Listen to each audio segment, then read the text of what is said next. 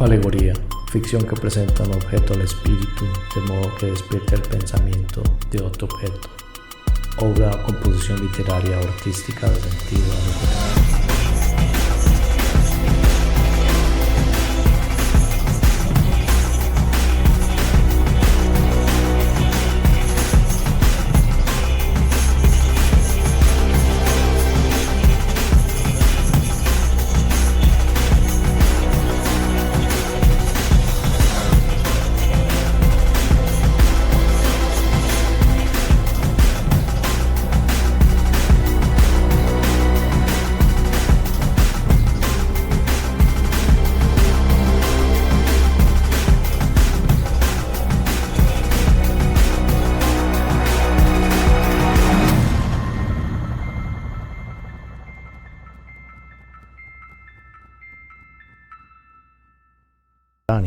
Parte 1. Con este sueño de Perseo introducimos nuestro texto. Al igual que él, nosotros sentimos que se avecina una tormenta. Las señales están a nuestro alrededor. Los monstruos han trabajado por siglos para crear nuestra crisis espiritual. Es decir, su proyecto es multigeneracional y ha estado por larguísimo tiempo. Han estado trabajando por larguísimo tiempo. Y estamos en la era de Tifón, donde los monstruos fueron liberados del Tártara. La teoría onírica. El filme La Furia de Titanes es el medio perfecto para explicar esta introducción, este concepto que acabo de mencionar. Al igual que el sueño de Perseo, el cine es este sueño colectivo que compartimos todos con los ojos abiertos. Literalmente estamos soñando el mismo sueño. Y casi que estamos en un estado, no podemos decir que estamos completamente despiertos. A pesar que este sueño de Perseo surge de su propia preocupación de las vicisitudes de la vida y por supuesto el riesgo de su joven hijo, aún existía una realidad objetiva detrás de este, no solamente un invento, una mera casualidad bioquímica en su cerebro. Es decir, este sueño es más que solo la proyección irracional y personal de nuestro héroe. En cambio, tiene propiedades adivinatorias que se volverán realidad conforme avanza el texto. La teoría onírica del filme advierte que el cine puede ser analizado de la misma manera que los sueños. En otras palabras, es un esquema de trabajo psicoanalista que data desde el inicio del arte. O sea, desde que surgió el arte del cine, el séptimo arte, ya existían teóricos que querían visitar el cine como una manera de estudio o una manera psicoanalista. De hecho, hay todo un género que se llama género surrealista. Y me encontré un sitio que se llama Film Theory, que explica que lo onírico es un modo de expresión en el campo de los estudios del cine. Provee un resumen en el propósito de los sueños y ejecuciones ilusorias dentro de ciertos filmes. Este atañe a las aplicaciones de los simbolismos, de las progresiones de los sueños, y es un aspecto importante en la exploración del filme, siendo construido en fundamentos de hipótesis tanto freudianas como no freudianas. Lo onírico actúa como un vínculo entre lo basado en hechos y aquello que está meramente absorto en la manifestación de una ilusión. Una directiva onírica provee una intuición a la esencia del filme, y tal vez cineastas que pueden entenderse mejor este concepto sería como Lynch en su Twin Peaks, esta serie, y luego la película, que tiene cosas muy extrañas y también algo muy oscuro. Creo que Jay Dyer ha hecho un análisis de esto. Hace mucho que vi la serie y la película, así que no la tengo muy fresca ahorita, pero sí sé que es Lynch es un exponente de algo que podríamos analizarlo desde el sueño, y no obstante existe una realidad objetiva detrás de este. Podemos entender que el cine tiene ciertas connotaciones o visiones oníricas a sucesos o hechos objetivos. Eso no podemos dejarlo de lado. En otros términos, el autor nos ofrece su visión o comentario sobre hechos de la vida a través de una fuerte carga subjetiva. Como cualquier artista tiene su propuesta, es básicamente un comentario a lo que el artista ha estudiado sobre un tema. Así que siempre nos venden que el artista solamente fluye en las musas y que todo aparece de la nada. Esto es mentira. Realmente un artista es una persona educada que ha investigado arduamente lo que está poniendo en propuesta. Además, estudia primero el tema, deben empaparse del tema antes de siquiera elegir cómo hacer su propuesta, ya sea esta fotografía, cine, escultura o tal vez una ejecución, un performance que le dicen a veces la gente. Y trayéndolo de vuelta al cine, esta propuesta, este comentario sobre lo que ha sucedido, sobre los sucesos históricos, podemos tener algo un poco más sugerente, como un viejo filme que se llama Pearl Harbor, que se estrenó en mayo del 2001, muy importante, y una película patutera de patriotismo, de que hay que entregarlo todo por la nación, por la patria, y si hay que ir a la guerra a matar gente que no conocemos para preservar a mi papito, mi mamita estado, lo vamos a hacer.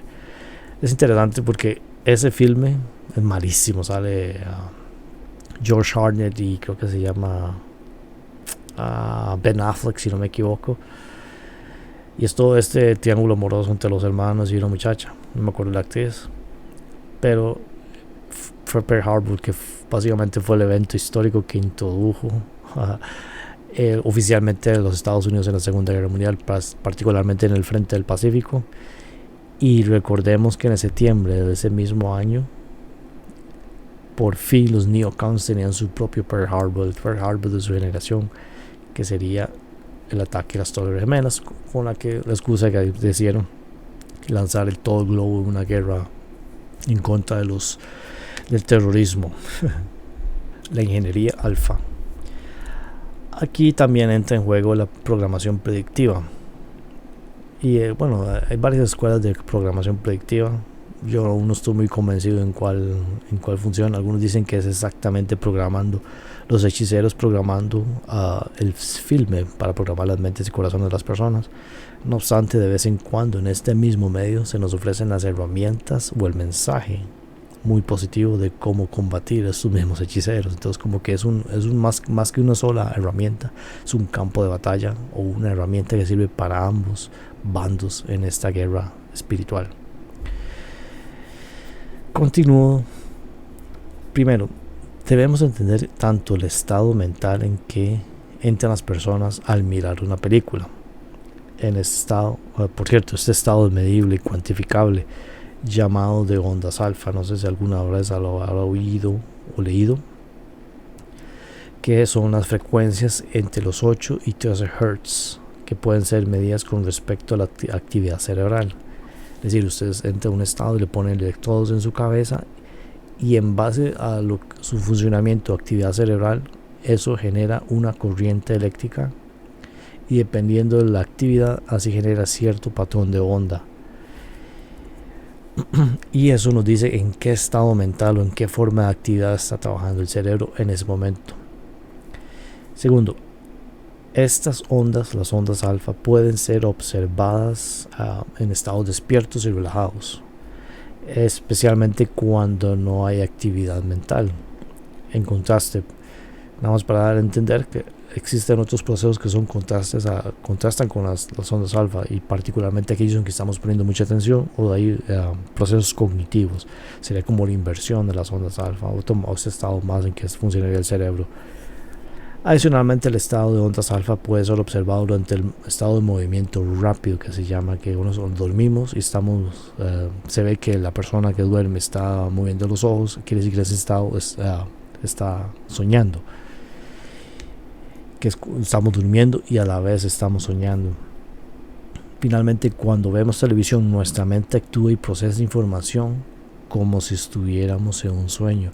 Es decir, si usted está viendo una película relajado, con lo que hace mucha gente que llega del trabajo o de alguna actividad cansada, se sienta a ver la película o una serie de televisión, y usted está en un estado relajado, la manera en que el cerebro procesa esa información, ese contenido, es de la misma manera, por lo menos funcional, en que estaría soñando. Literalmente, físicamente el cerebro está soñando, pero no está soñando sus propios sueños, sino está viendo lo que le está poniendo al frente. Y otra cosa muy importante, en el estado alfa somos altamente sugestionables. De hecho, Cuando usted medita también puede entrar en ese estado, y por eso se dice que uno meditando se puede autoprogramar, porque ya entra casi que una conexión directa con el subconsciente o inconsciente, como quiera llamarlo. Este es el punto primordial que la mayoría de personas obvia. O sea, cuesta mucho contar a alguien que no vea películas o no vea televisión, y aún así, no obstante, todo el mundo obvia esto. La mayoría cree que van al cine o miran televisión como Netflix para pasar solamente el rato y que no tiene mayores connotaciones o mayores consecuencias en estar en ese estado continuamente. Es decir, recordamos que la mayoría de la gente pasa su tiempo de ocio, casi que pasa todo su tiempo dormido en un sueño compartido. Sin embargo, como dije anteriormente, desconecta los procesos cognitivos y la mente crítica. Eso es otro proceso mental que podría interrumpir el gusto de su película. La gente descarga contenido, ideas, conceptos o hechos que en otro estado podrían rechazar. Y por eso uno a veces ve esos documentales que le ponían a uno en el cine de contenido subliminal, de que sea más patriota, compre más palomitas, consuma más Coca-Cola, porque existe algo fehaciente detrás de eso. No me lo estoy inventando, ni es algo que se descubrió hace 2 meses. Eso tiene mucho tiempo, casi que desde la introducción del cine, y la gente se rehúsa a aceptar y aún sigue viendo contenido sin tener una mente crítica o unas defensas críticas en su respectivo momento. Como dije, pueden aceptar, al verlo de una manera de ficción, pueden aceptar hechos o conceptos que si usted eligiera rajatabla en un momento de estado crítico, en otro estado mental, lo rechazarían. Pero como están viendo en un momento y lo creen que es ficción y por ende no verdadero, o que no tiene ninguna capa objetiva debajo de esa capa subjetiva, que no hay de qué preocuparse. Sin embargo, si lo aceptan como funciona en un filme, sin considerar que este no está desconectado de la realidad, o sea, ningún filme, ningún cineasta va a crear algo completamente desconectado de la realidad. E incluso los filmes podemos decir, de fantasía o mitológicos, tienen que estar arraigados en algo real. E incluso cuando vemos un filme que para nuestra realidad o la manera en que lo interpretamos está completamente desconectado, podemos decir que no nos interesa, no nos llama la atención. Tiene que haber un concepto, una base del que está conforme a la realidad, que es lo que nos llama la atención. Ahí la genialidad del cineasta o del artista es en qué manera va a presentar eso que nos llama la atención, qué manera va a entregar su mensaje. En ese estado, un estado de ondas alfa, cuando vemos el televisión o el cine, las barreras críticas son dejadas de lado, porque eso ya pertenece a otro estado mental, y el inconsciente no sabe diferenciar entre realidad y ficción, entre presente y pasado, que es algo muy importante. Por eso dije anteriormente, si usted medita puede reprogramarse. Hay otras técnicas obviamente, porque se puede entrar casi que en un estado de contacto directo, puede sobreescribir su inconsciente. El problema es que el inconsciente puede almacenar mucho contenido, procesar mucho contenido, pero no carece de ese proceso crítico que tiene la mente despierta, de saber que esto es mentira, que esto es verdad, que eso pasó en el futuro, que eso pasó en el pasado y que esto está sucediendo ahorita. Sino que aquellos traumas, aquellos conceptos que guardamos en el pasado los sigue reviviendo una y otra vez, los tiene ahí presentes. No hay diferencia entre uno y otro. La mayoría de nuestros procesos mentales ocurren en esta capa. Muchas de las cosas de nuestros gustos, de nuestras características, las adquirimos en algún momento dado de nuestra formación y los aceptamos como un hecho, sin procesar la idea de que tal vez alguien nos puso esa idea ahí, o la adquirimos sin saber muy bien por qué la tenemos ahí, esa idea, ese gusto o esa opinión. Adelantamos por ende la teoría de que el cine funciona como herramienta de ingeniería social, donde se programa a la gente para pensar y actuar de cierta manera ante ciertas situaciones, eventos o ideas preplaneadas. Recordemos el concepto de ingeniería social, así tomado del manual ficticio Las armas silenciosas para guerras tranquilas.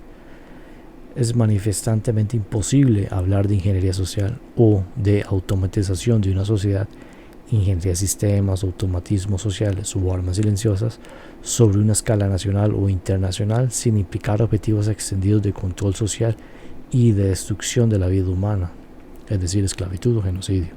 El cine y los principios herméticos. Los ingenieros sociales no pueden controlar a la población cautiva si ésta piensa y actúa de manera independiente. Por ende, debe homogeneizar las mentes y corazones de esto. En su libro El Instituto Tavistock, Daniel Stulin explica cuál es el propósito de estas modificaciones del comportamiento. Es para traer cambios forzados a nuestro estilo de vida, sin un acuerdo común y sin percatarnos que está sucediendo. Como dicta el principio de mentalismo, el todo es mente, todo inicia en la mente. Por esto nuestra esclavitud no necesita de grilletes o látigos, sino falsas concepciones embestidas en símbolos como el dinero como riqueza, consumismo como libertad o el cine como reemplazo de nuestros sueños y aspiraciones. Igualmente, algunos estudios del cine explican que vivimos nuestras vidas a través de la vida de los otros en nuestros trabajos de ficción. Por ende, eso podría explicar la pasividad de las generaciones creadas con televisión. Esa pasividad ante la inmoralidad o ante los estados totalitarios, porque creen que están viviendo, inconscientemente creen que ya han vivido, que ya han hecho su aporte a la vida, ya han vivido una vida completa a través de estos personajes. Y hay un fenómeno muy interesante que se llama parasocial, que sucede mucho con la gente como los streamers o la gente en YouTube que interactúa muy de cerca con su audiencia. Mucha gente de esta audiencia empieza a desarrollar, porque cree que tiene cierta cercanía, cierta familiaridad con este personaje que desarrolla el streamer, que cree que es parte de su círculo íntimo. Se siente tan identificado con este contenido que empieza a creerse que es parte de la vida de esta persona. Y eso pasa mucho también con estos fans de los actores, que se sabe dónde vivió, con quién se casó, con quién se divorció, de dónde vive. Cree porque lo leyó en una revista y se lo sabe de memoria, automáticamente pasa a ser de la vida de los famosos. Esta vida virtual, esta vida proxy por extensión, porque está completamente absorto, está en estos sueños compartido.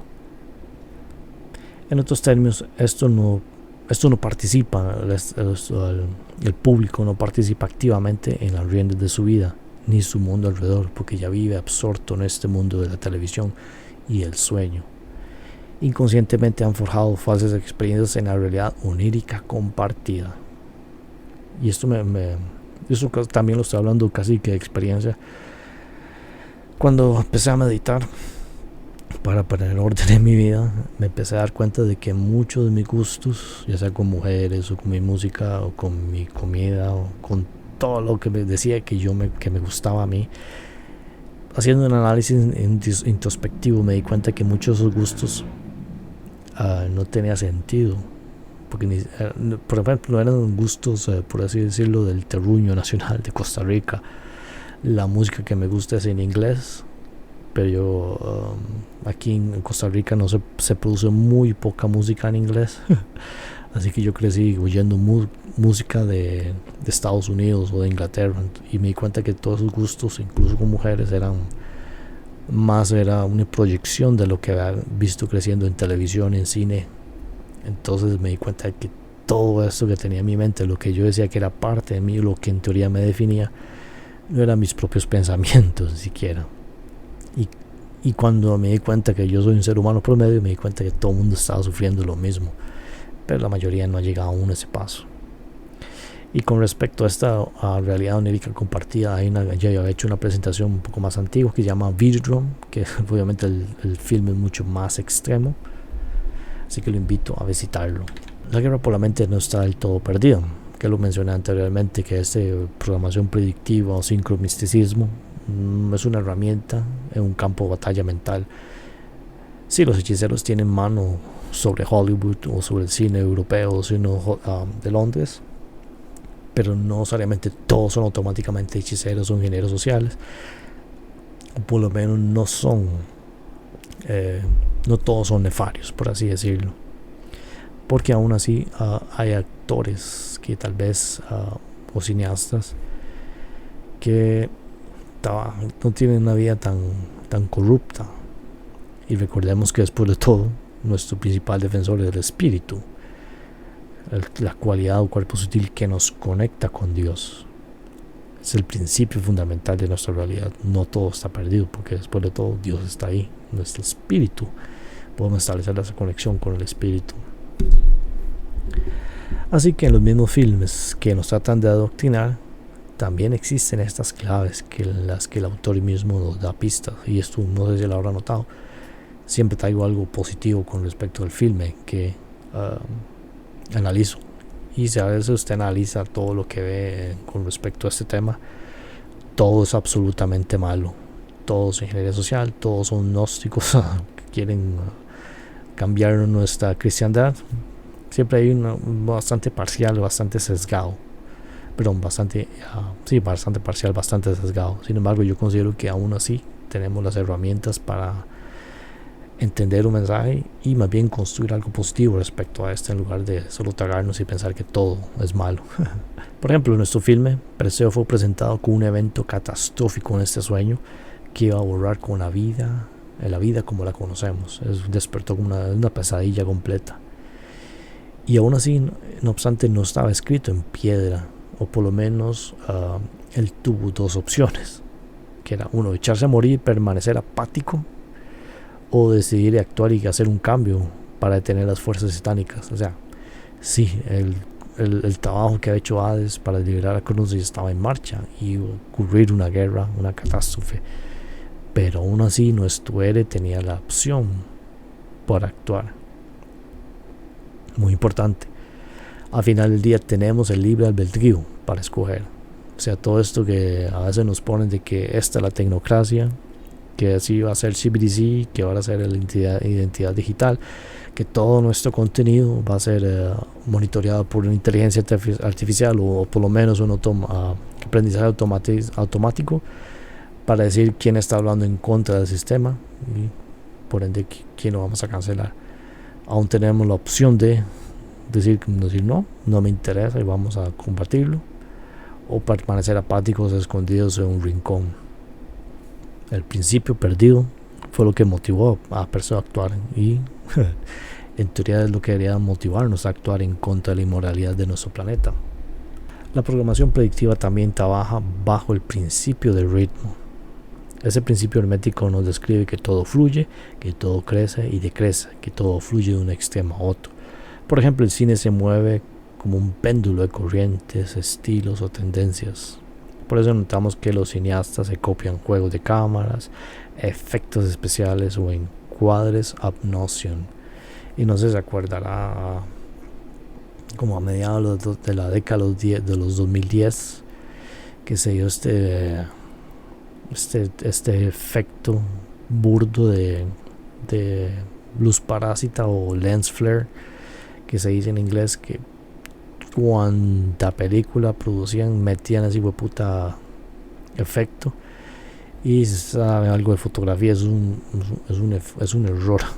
error óptico que se debe evitar, y más bien lo metían ahí como la gran cosa, y hasta que aburrían todo filme. Y un ejemplo que se me viene así a la mente muy, muy efectivo es el reboot o el remake de Viaje a las Estrellas, que en cuanta escena había le metían ese tal luz parásita.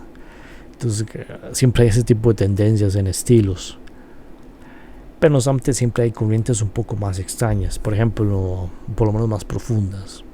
En los 70s el 70 salió el cine hiperrealista, o un poco grosero, burdo, sucio, gritty, como se dice en inglés, que esto casi que siente que puede tocar la mugre en el filme, que algo así como lo que vimos en Taxi Driver de Robert De Niro, El Padrino, obviamente por lo menos las primeras dos. Las terceras yo creo que ya surgían en los 80s o 90s.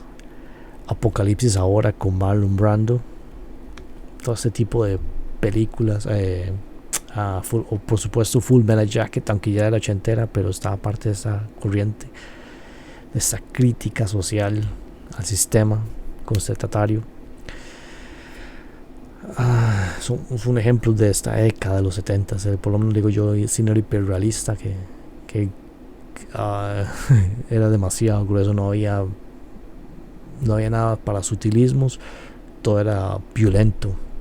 Sin embargo, cuando llegó, por el otro lado, llegó a los años 80, hubo un cambio, un giro de tendencia, y llegó el cine fantástico, cine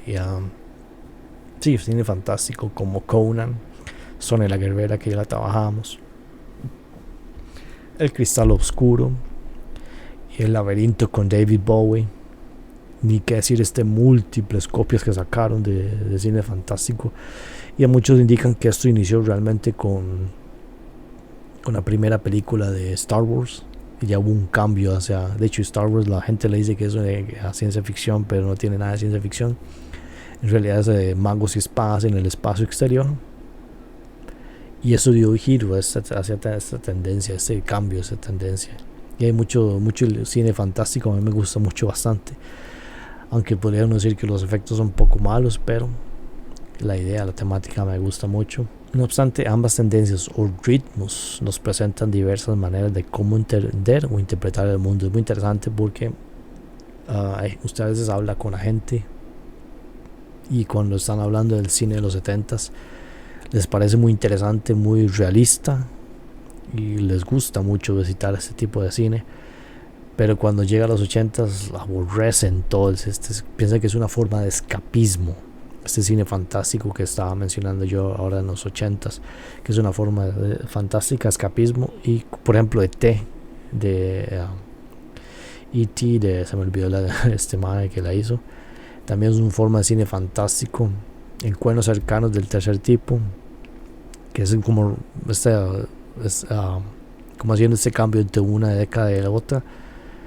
Existe todo ese tipo de, también el género de horror se volvió, ya había el slasher, pero se volvió también así como más fantástico. John Carpenter sacó mucho cine de horror fantástico en esta década.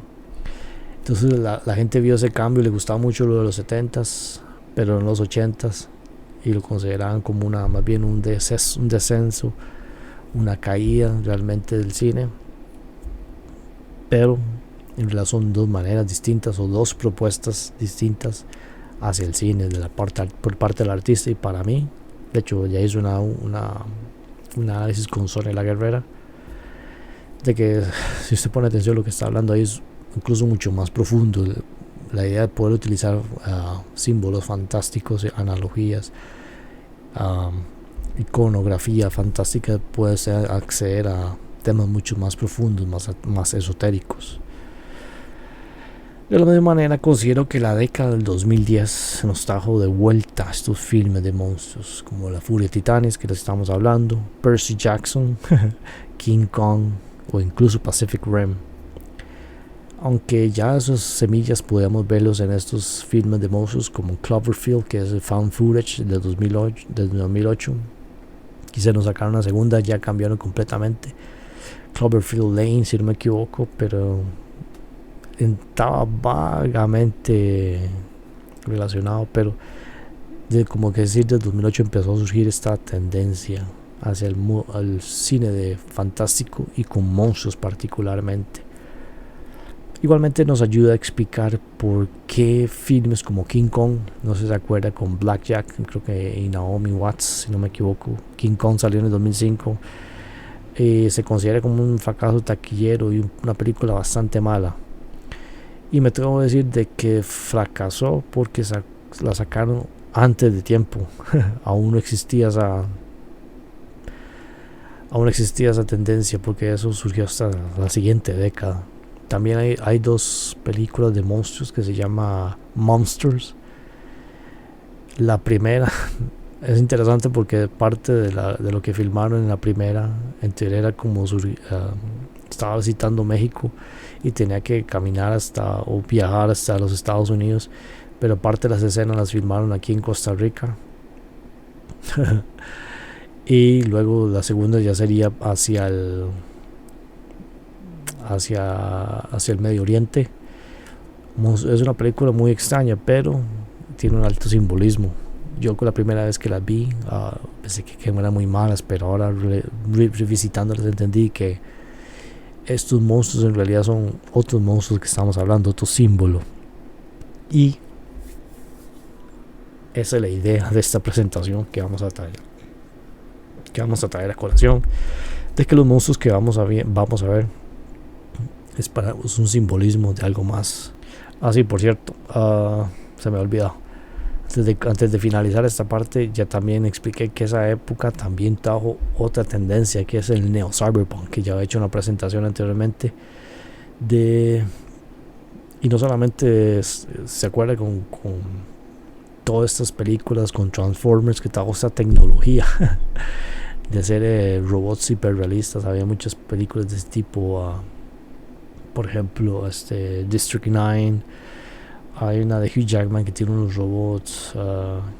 También había este género de neo-cyberpunk de presentar la tecnología artificial, la robótica muy avanzada, casi suplantando. Así que también invito a visitar esta presentación. O sea, habían dos corrientes que considero que nos están introduciendo hacia lo que nos prepara el futuro próximo. En esta primera parte básicamente es una mera introducción, realmente como una base fundamental para poder introducir lo que quiero explicar con respecto al texto y ese tema general, que es mucho más grande que solo este texto. Considero que es el mejor ejemplo de lo que quiero explicar, por eso me voy a basar en él. Pero esto obviamente es un género mucho más extenso, que creo que a todas estas alturas hay géneros como King Kong, con Gojira. Creo que el año pasado sacaron una película. También se va a sacar una película con ahí está la mujer de Resident Evil, Mila Jovovich, si no me equivoco, en base al juego Monster World o Monster Hunter. Película era más sobre ella que más sobre basada al juego. Y yo jugué al juego Monster Hunter World. Entonces todos sus bases, obviamente la idea de explotar, la idea de sacar dinero. Tampoco voy a tapar el sol con un dedo, que muchos de eso obedece a aprovechar la tendencia y sacarle jugo a la tendencia con gente yendo al cine. Pero sí, aún así quiero ir más allá de solamente este análisis superficial. Así que en nuestra siguiente entrega ya vamos a entrar en detalles sobre el análisis iconográfico de este filme, La Furia de Titanes. Muchas gracias y nos hablamos pronto. Today, a young man on acid realized that all matter is merely energy condensed to a slow vibration. That we are all one consciousness experiencing itself subjectively. There is no such thing as death. Life is only a dream, and we are the imagination of ourselves.